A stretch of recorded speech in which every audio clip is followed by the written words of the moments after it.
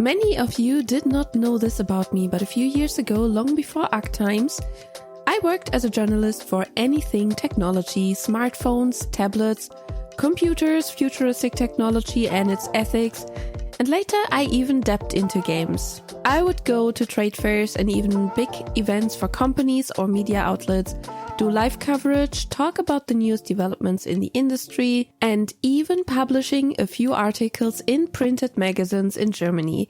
My biggest success, aside from having several printed articles, was being published by Spiegel Online, the online version of one of the biggest German magazines. And I could go on bragging about my success back in the days like a grandma telling you how she had to go to school bare feet in the deepest snow, but I think you get the point. It used to be my job for quite a while and I really enjoyed it. 2 months ago, I launched a magazine in cooperation with a friend. I honestly missed writing a lot and I also figured sometimes it might be nice to have an article to read instead of watching a video. And this is how the ARK Magazine was born. The ARK Magazine is my creative playground to cover topics that are probably hard to cover in videos and maybe wouldn't even work as videos at all. However, some articles in the magazine have already been created here as videos, and some articles will be converted into videos in the near future.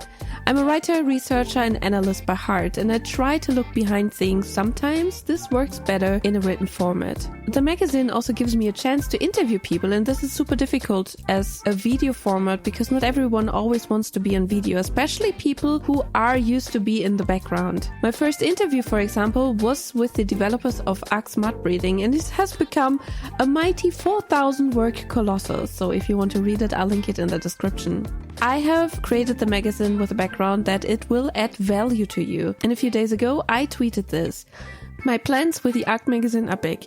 I want to be a true and real resource for the community for infos, tutorials and news. I'm willing to put the time and work into it, and so far the feedback has been amazing. And I mean that sincerely, because when I put my time into something, I don't want it to bob along at some point. I want the people in the community who put in so much work and often do not get noticed to be seen.